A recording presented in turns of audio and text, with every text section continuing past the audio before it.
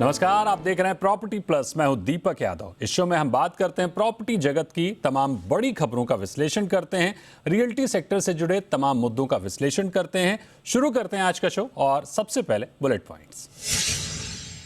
GST के 5 साल पूरे। इन 5 सालों में रियल एस्टेट सेक्टर में टैक्स से जुड़ी समस्याएं कम हुई या बढ़ी? रजिस्ट्रेशन, फाइलिंग समेत कैसा रहा जीएसटी के साथ रियल्टी एक्सपर्ट्स का अनुभव? खास चर्चा में डेवलपर्स और प्रॉपर्टी एक्सपर्ट से जानेंगे जीएसटी के बीते 5 सालों का एक्सपीरियंस। कैलेंडर ईयर 2022 के दूसरी तिमाही के लिए घरों की बिक्री और नए लॉन्च के आंकड़े जारी। देश के टॉप 8 शहरों में सालाना आधार पर 365% बढ़ी घरों की बिक्री, 368% बढ़े नए लॉन्च। तो वहीं अनसोल्ड स्टॉक अब भी 7.5 लाख यूनिट से ज्यादा। हाउसिंग.com के ग्रुप सीएफओ से करेंगे पूरी रिपोर्ट पर चर्चा। मुंबई में जून महीने में सालाना आधार पर 21% बढ़ा घरों का पंजीकरण। बीते साल जून के मुकाबले 66% बढ़ा राज्य सरकार का राजस्व। जून महीने में हर रोज हुए औसतन 318 पंजीकरण। राज्य सरकार ने हासिल किया 697 करोड़ का राजस्व। मुंबई नगरपालिका क्षेत्र में हुआ 9,525 घरों का रजिस्ट्रेशन। डेवलपर संगठन नरेटको ने बदली सेल्स एंड मार्केटिंग की रणनीति। नरेटको माही के बाद युवा डेवलपर संगठन नेक्स्ट जेन के 3 और चैप्टर हुए लॉन्च। मुंबई में रियल एस्टेट के दिग्गजों ने किया फ्यूचर प्रॉपर्टी मार्केट की चिंताओं पर मंथन। यमुना एक्सप्रेसवे पर बढ़ रहा निवेशकों का फोकस। बीते 15 वर्षों में कमर्शियल किराया $1 प्रति वर्ग फीट के अंदर। जेवर एयरपोर्ट, फिल्म सिटी के चलते इंडस्ट्रियल डेवलपमेंट में बढ़ी तेजी। विस्तार में देखें पूरी खबर। और बुलेट पॉइंट्स के बाद अब बात रियल ट्रेंड्स की। जीएसटी यानी गुड्स एंड सर्विसेज टैक्स को भारत में लागू हुए 5 साल पूरे हो चुके हैं। इन 5 सालों में जीएसटी ने भारत में व्यापारियों की जिंदगी में कैसा असर डाला है? टैक्स सिस्टम सरल हुआ है या फिर नहीं? जीएसटी को लेकर कारोबारियों का अनुभव कैसा रहा है? क्या ये एक परफेक्ट टैक्स सिस्टम बनकर उभरा है या इसमें बदलाव करने की जरूरत है? इन्हीं बातों को लेकर जी बिजनेस की पूरी सीरीज जारी है। इसी क्रम में आज प्रॉपर्टी प्लस में हम समझने की कोशिश करते हैं कि रियल्टी सेक्टर से जुड़े लोग जीएसटी को लेकर क्या सोच रहे हैं।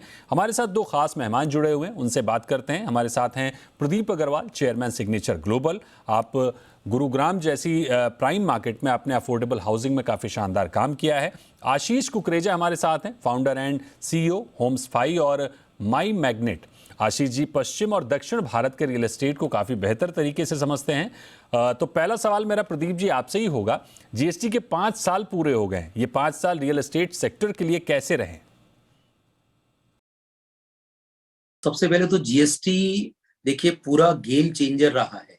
यानी केवल किसी इंडस्ट्री के नहीं, पूरे देश के लिए एक गेम चेंजर रहा है, क्योंकि लगभग 17 से ज्यादा ऐसे इनडायरेक्ट टैक्सेस थे जिनको एक जगह लाया गया, और जो इंस्पेक्टर राज की जिसकी बात होती थी खत्म करने की, वो कहीं ना कहीं खत्म हुआ है, क्योंकि जीएसटी से ट्रांसपेरेंसी ज्यादा आई है।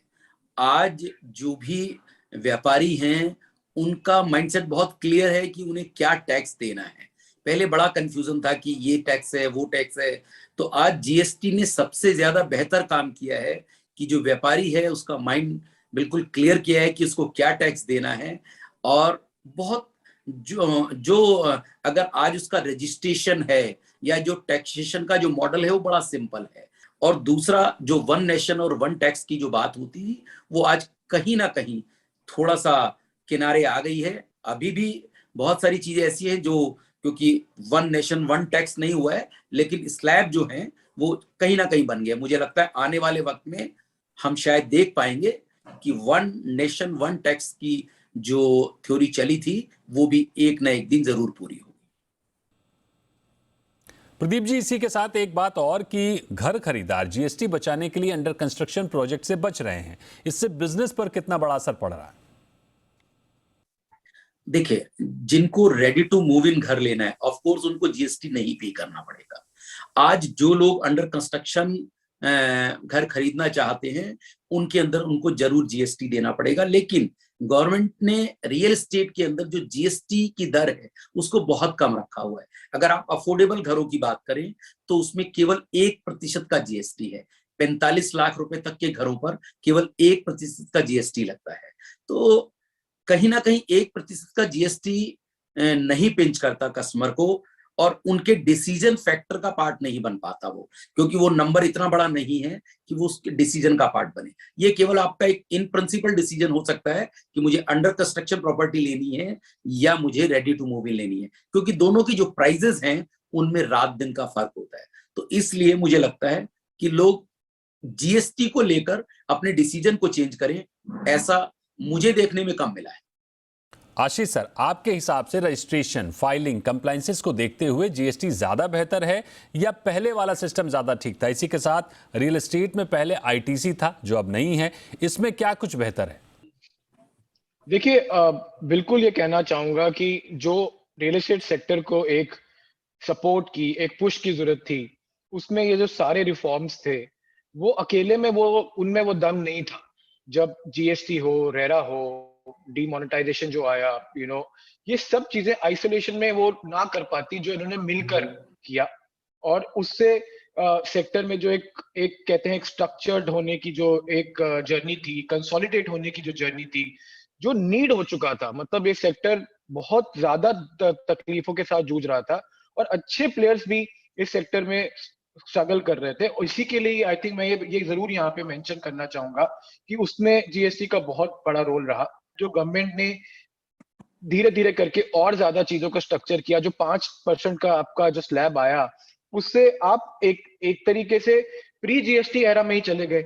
ऑलमोस्ट आप वहीं पर ही आ गए जहां आप वो सर्विस टैक्स के जो हमारे लेवल हुआ करते थे। तो कहीं ना कहीं गवर्नमेंट ने बहुत सारे इनिशिएटिव्स लिए। और आपकी जो पिछली बात थी वो भी मैं जरूर बोलूंगा कि जो इन्वेंट्री फंस रही थी काफी समय से जीएसटी की वजह से, उसके जो रेडी टू मूव इन्वेंट्री थी, उसकी मूवमेंट तो कोई बिल्कुल भी डिनाई नहीं कर सकता और जीएसटी ने भी जरूर उसमें काफी रोल प्ले किया।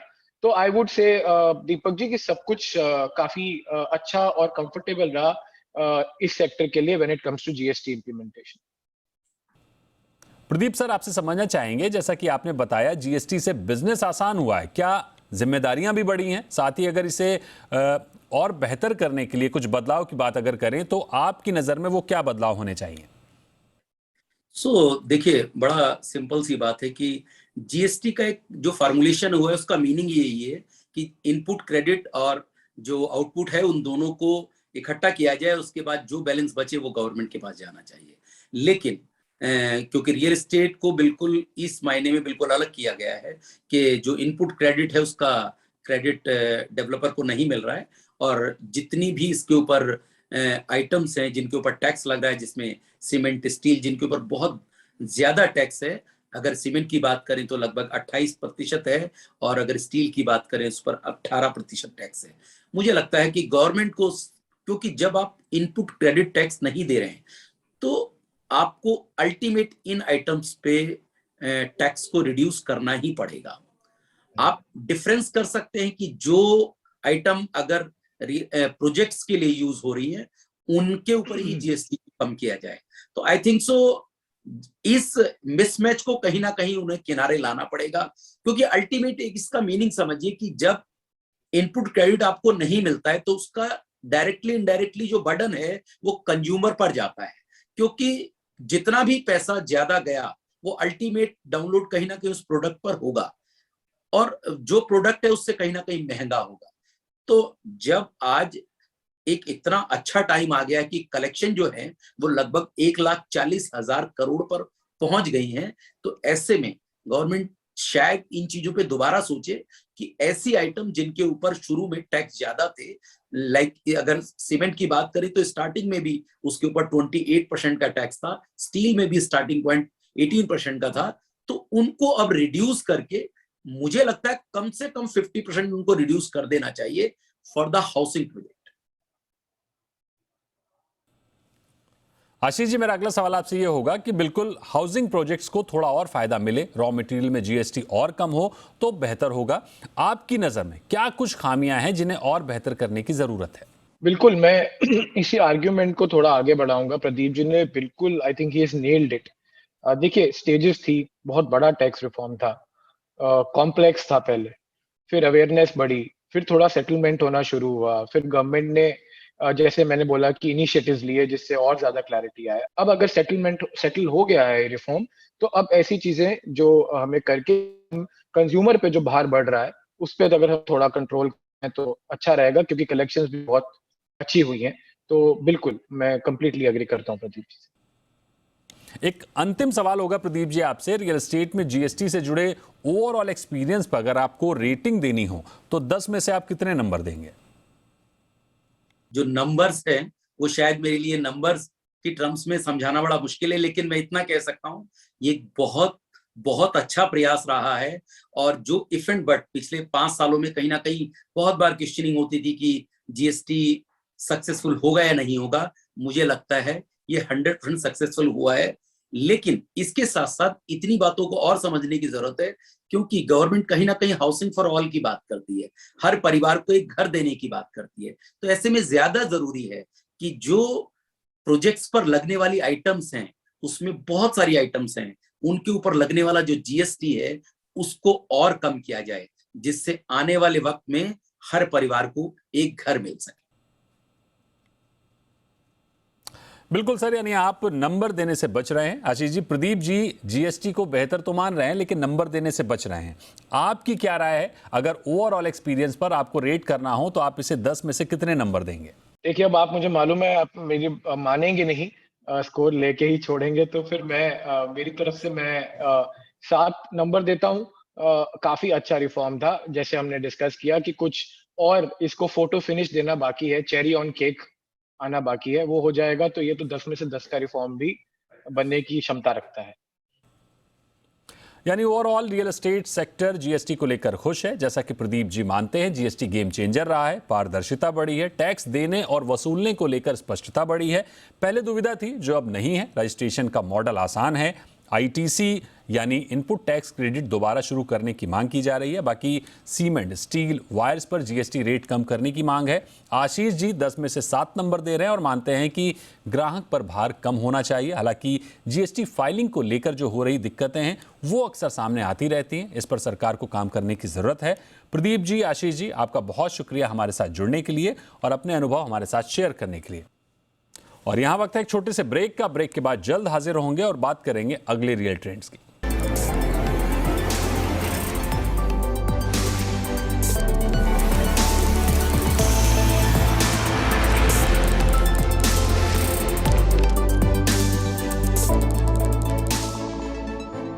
Welcome back. आप देख रहे हैं प्रॉपर्टी प्लस और प्रॉपर्टी प्लस में बात जारी थी जीएसटी की। 5 साल पूरे होने के बाद डेवलपर्स किस तरह से रिएक्ट कर रहे हैं प्रॉपर्टी मार्केट में, उनका अनुभव कैसा रहा, और अब बढ़ते हैं अगले रियल ट्रेंड्स की ओर।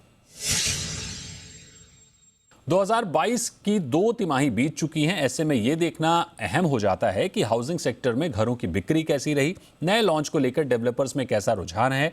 Online real estate portal PropTiger ने कैलेंडर ईयर 2022 की दूसरी तिमाही के आंकड़े जारी किए हैं। देश के टॉप 8 शहरों में सालाना आधार पर घरों की बिक्री 365% बढ़ी है। नए लॉन्च 368% बढ़े हैं, तो वहीं अनसोल्ड स्टॉक अब भी 7.5 लाख यूनिट से ज्यादा बना हुआ है। इस रिपोर्ट के और क्या इनपुट्स हैं, बताने के लिए हमारे साथ जुड़ रहे हैं हाउसिंग, मकान और proptiger.com के ग्रुप सीएफओ विकास वधावन। विकास जी, बहुत स्वागत है आपका जी बिजनेस पर। पहले तो ये बताइए कि सेल, न्यू लॉन्च और अनसोल्ड स्टॉक को लेकर क्या कह रहा है आपका डेटा? नमस्कार दीपक जी, सभी दर्शकों को मेरा नमस्कार।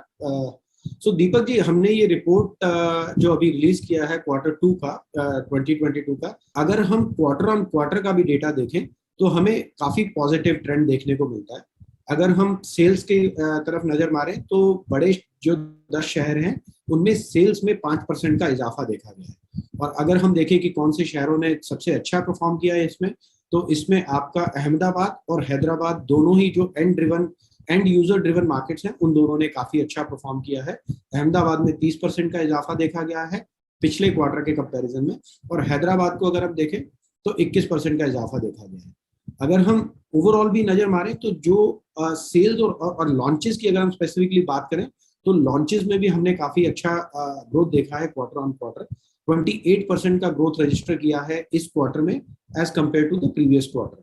तो इस क्वार्टर में हमने करीब 1,02,000 यूनिट का लॉन्चेस देखा, जो पिछले क्वार्टर में करीब 80,000 यूनिट के करीब था। इसमें कोलकाता को अगर देखें तो उसमें सप्लाई का ऑलमोस्ट डबल हो गया है। तो ओवरऑल हमने देखा है जो बड़े सभी शहर हैं, डेवलपर्स का काफी पॉजिटिव सेंटिमेंट है। वो लोग डिमांड का जो पॉजिटिव सेंटिमेंट है उसको कैश करना चाहते हैं। मार्केट में काफी टाइम से बहुत मंदी का दौर था, अभी डिमांड पॉजिटिव है, कस्टमर मार्केट में अच्छे प्रोडक्ट्स की तलाश में है, तो डेवलपर उसको यूटिलाइज करना चाहते हैं और अच्छे लॉन्चेस को लेके आ रहे हैं। सर, प्राइस भी बढ़ते हुए दिखे हैं इन शहरों में, खासकर अहमदाबाद ने शानदार परफॉर्म किया है। सेल में तिमाही आधार पर 30% की बढ़ोतरी नजर आ रही, तो वहीं प्राइस में भी सालाना करीब 8% की तेजी है। हालांकि भाव में तेजी चेन्नई और पुणे में ज्यादा है। क्या वजह देख रहे हैं इसकी?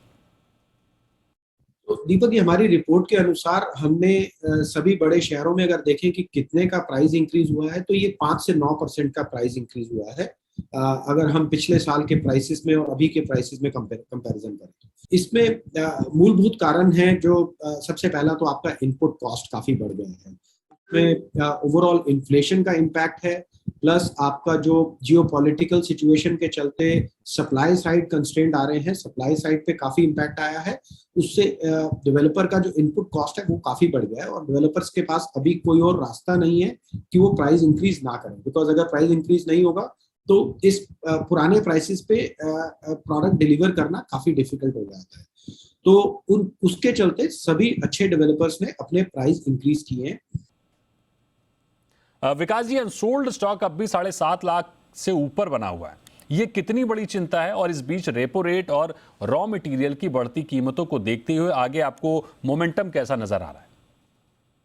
देखिए, रेपो रेट का और इन्फ्लेशन का इम्पैक्ट तो जो अभी हमने 2 मिनट पहले डिस्कस किया कि आपका प्राइस इंक्रीज हो रहा है, ये इम्पॉर्टेंट है, बिकॉज जो डेवलपर का कंस्ट्रक्शन साइकिल है उसमें इंटरेस्ट का काफी बड़ा कंट्रीब्यूशन रहता है।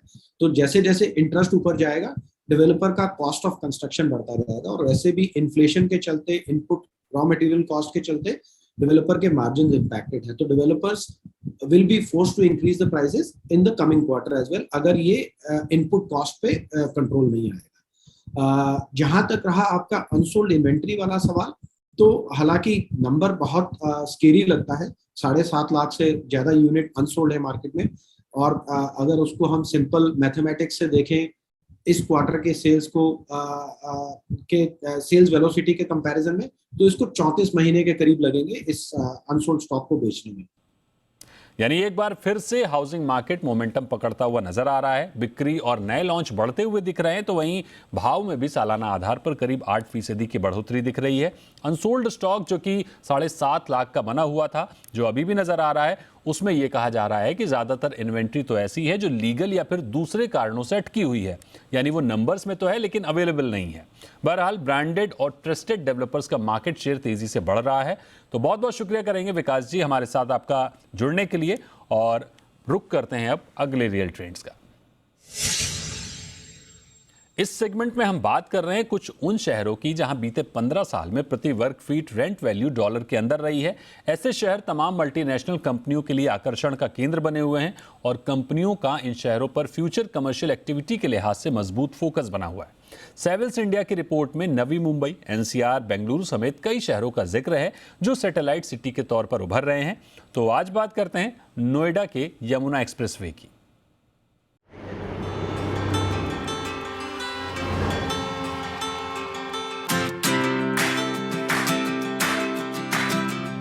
कमर्शियल इन्वेस्टमेंट के लिए निवेशक तमाम पहलुओं पर मंथन करते हैं, मसलन शहर का इंफ्रास्ट्रक्चर वर्तमान में कैसा है और भविष्य में कहां होगा। स्वॉट एनालिसिस यानी स्ट्रेंथ, वीकनेस, अपॉर्चुनिटी और थ्रेट के मामले में उस शहर की स्थिति क्या है। ईज ऑफ लिविंग के लिए माहौल कैसा है, डिमांड के मुताबिक किराया कितना मुनासिब है, ग्रोथ इंजन क्या है, भविष्य के लिहाज से कितनी स्थिरता है। ऐसे में एनसीआर का नोएडा एक्सप्रेसवे बेहतर विकल्प बनकर उभर रहा है।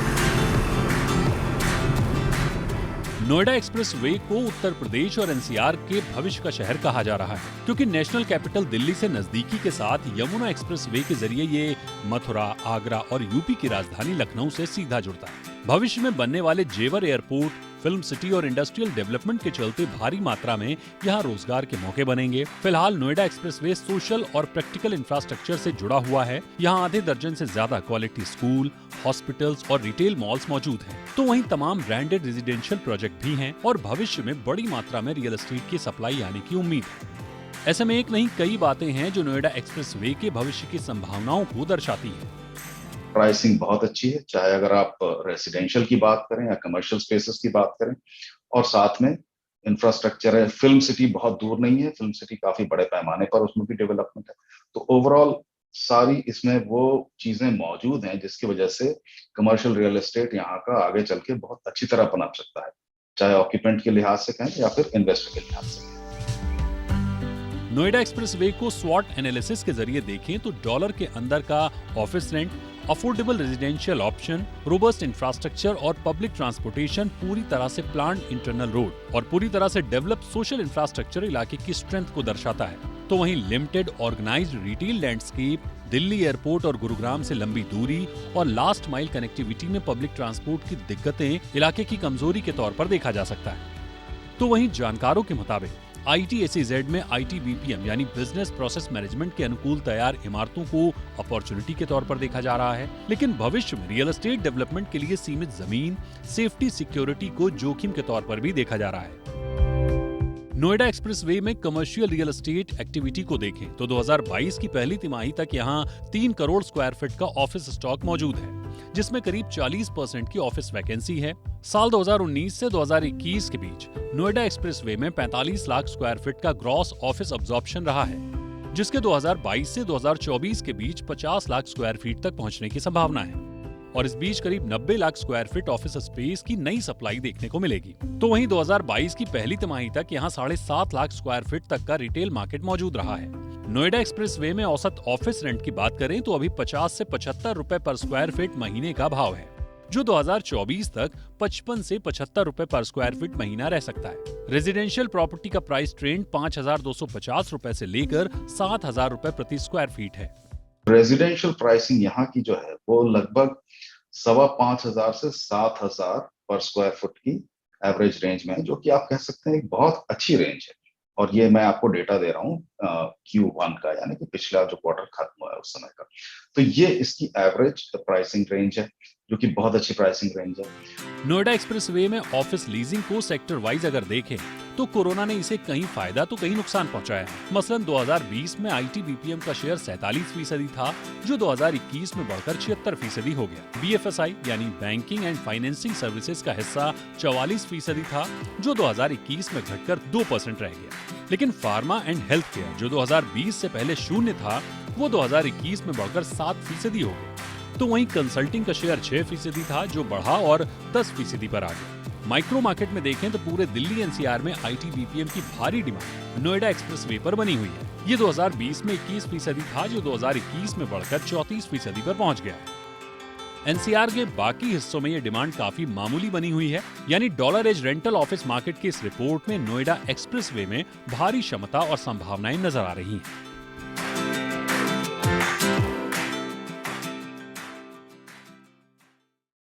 तो आज का शो आपको कैसा लगा हमें ज़रूर लिखिए। आप हमें ईमेल कर सकते हैं, आप हमें सोशल मीडिया पर भी संपर्क कर सकते हैं। आज प्रॉपर्टी प्लस में फिलहाल इतना ही। अगले शो में फिर हाजिर होंगे प्रॉपर्टी जगत की अहम खबरों के साथ। तब तक के लिए नमस्कार।